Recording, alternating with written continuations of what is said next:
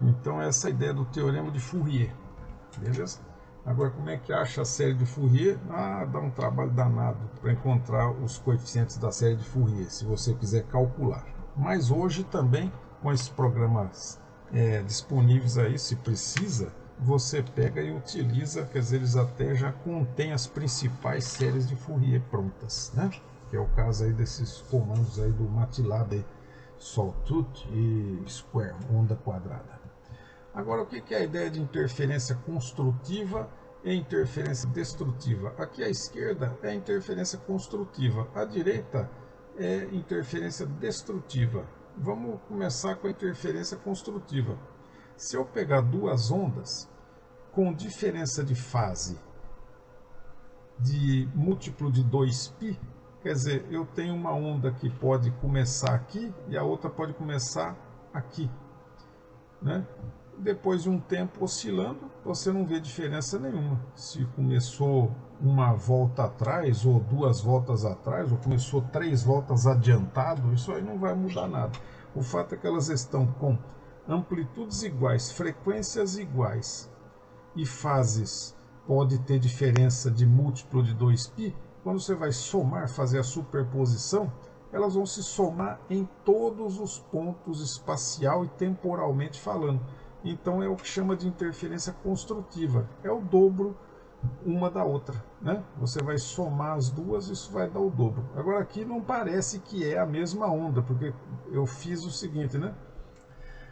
Graficamente, eu peguei aqui e mudei a posição da onda verde claro e da verde escuro para poder ver, ficar no visual para você.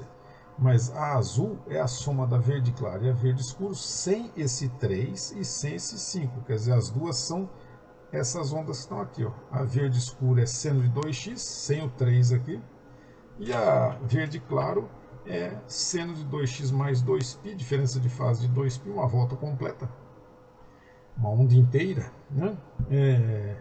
Sem, logicamente, esse 5. Aqui eu pus didaticamente para mostrar, para você poder enxergar aí que é uma igualzinho à outra. Diferença de fase de 2π, ou múltiplo de 2π, quer dizer, depois de um tempo oscilando, é tudo a mesma onda. Então, somar duas ondas que são iguais, né, vai dar o dobro de uma delas, né? Então, a azul aqui, ela tem o dobro de amplitude, porque a verde escuro parece que ela tem de 2 até 4, mas não é. É aqui de 3 até 4, ela tem amplitude 1.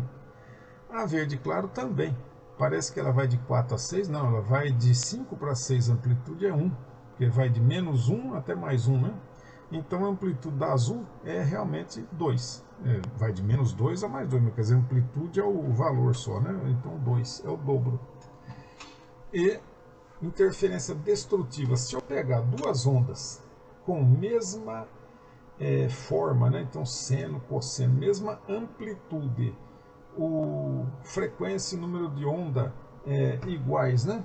Comprimento de onda iguais, mas a diferença de fase for meia onda, a diferença de fase quer dizer tem que ser um número π ou múltiplo de π, sendo aqui então números ímpares de π, porque você fala um múltiplo de 2π, múltiplo de 2π, então tem que ser um número par de π.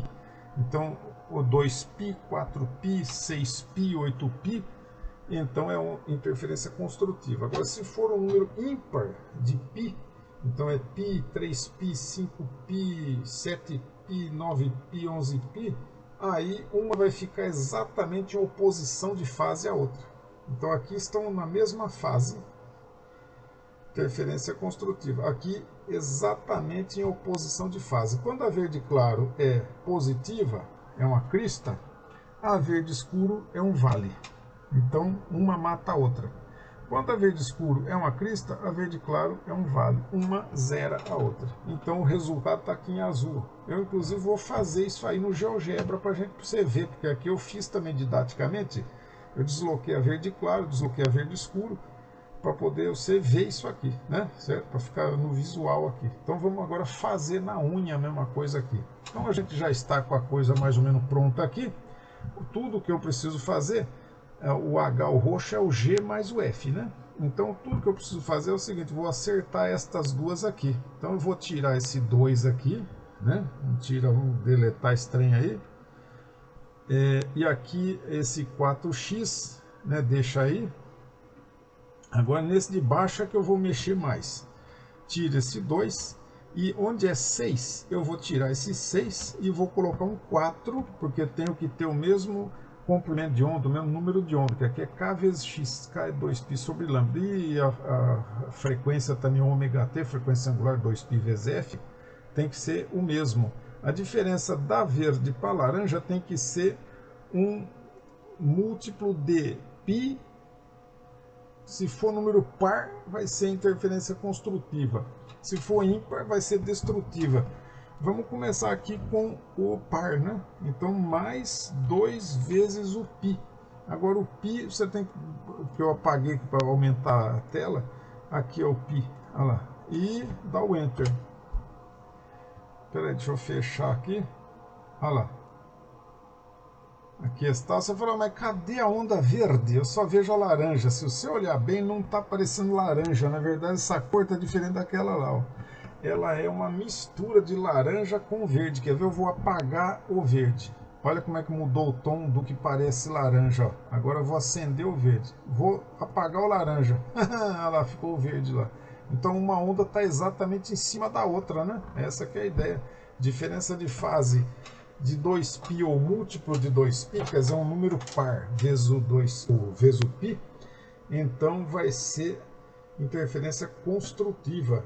Uma está em cima da outra. Vou trocar 2π agora para 4π para você ver se vai mudar alguma coisa. Nada, não mudou nada aqui. Você vê que nem piscou nada. Vamos mudar para 6π. Tá vendo? Não muda nada. Agora vamos mudar, ao invés de ser um número par, por exemplo 6π, vamos fazer 5π. Cadê a onda roxa? A onda roxa virou uma linha. Virou uma linha, tá vendo? A onda roxa não tem mais flutuação, ela ficou uma tábua. Então uma laranja com uma verde com diferença de fase de um número ímpar de π da interferência destrutiva. Quando a laranja está numa crista positiva, no máximo, a verde está justamente em oposição de fase. Então, ao somar vetorialmente uma com a outra, dá a linha roxa que virou uma tábua. Então você fica pensando, será possível conseguir anular, por exemplo, o ruído de uma máquina? Perfeitamente. Se você conseguir acertar. O problema é que o ruído não é uma onda simples assim. Se fosse um seno, um cosseno, uma coisinha simples, é fácil. Mas o ruído é um sinal que composto, um monte de ondas, né? E mais o ruído é uma coisa que não tem um formato repetitivo exatamente, não é? Às vezes não tem ruído repetitivo. Agora tem outros que são repetitivos. Por exemplo, um motor que está ali, um motor elétrico, uma máquina que está trabalhando em regime permanente, regime constante, aí ele começa a produzir um barulho que é periódico. Qual que é a diferença de uma música e um barulho? Ambos são sinais periódicos. É que o barulho é desagradável e a música é uma coisa agradável. Agora, o que é agradável e o que não é agradável é uma questão de gosto da pessoa, não é verdade? Por exemplo, tem muitos que chamam música clássica, aquela música antiga do século XVI, XVII, XVIII, de uma coisa desagradável, não gosta. Acha que é um barulho aquilo ali. Já outros acham que o rock and roll, não sei o que é um barulho. E assim por diante, né? Mas quer dizer, o fato é essa ideia. Se você tiver um barulho que seja periódico, quer dizer, uma máquina está fazendo barulho, aquele ruído, mas está em regime constante, aí fica mais fácil de conseguir achar os harmônicos e fazer uma superposição, mas fazer uma interferência destrutiva, de modo que aí você, se não zerar o barulho, pelo menos cai bastante a intensidade sonora.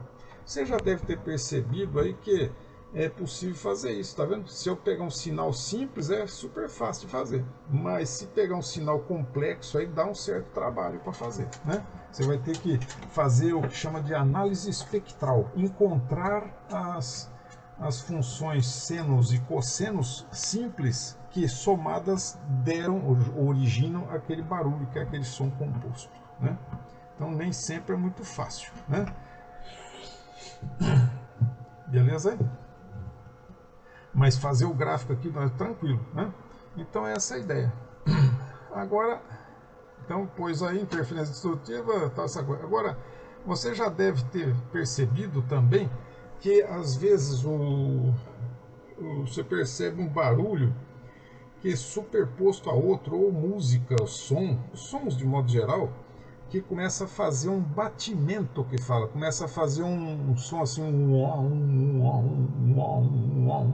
então é uma frequência secundária que você observa. Então, mas quando que acontece isso? Esse batimento que faz, eu vou pegar, vou mostrar aqui que eu fiz uma gravação, fiz uma simulação com aquele simulador FET Colorado.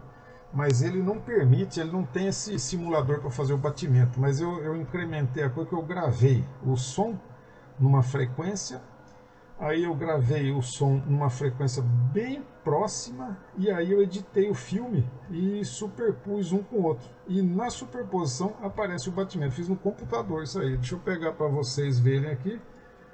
Opa, peraí que eu aqui não, aqui. Aqui, esse aqui, simulando o batimento.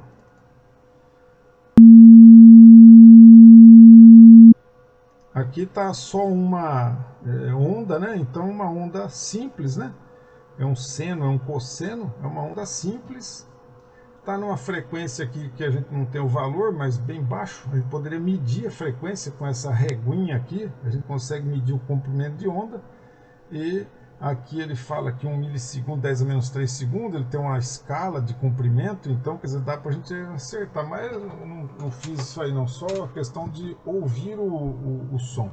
Então aqui nessa parte inicial é um som só.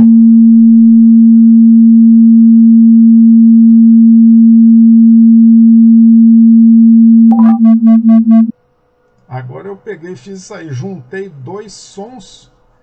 E logicamente que aí você percebe, você vê, ó, e vai até um trecho aqui assim mais ou menos. Acho que fica melhor se eu abrir aqui no próprio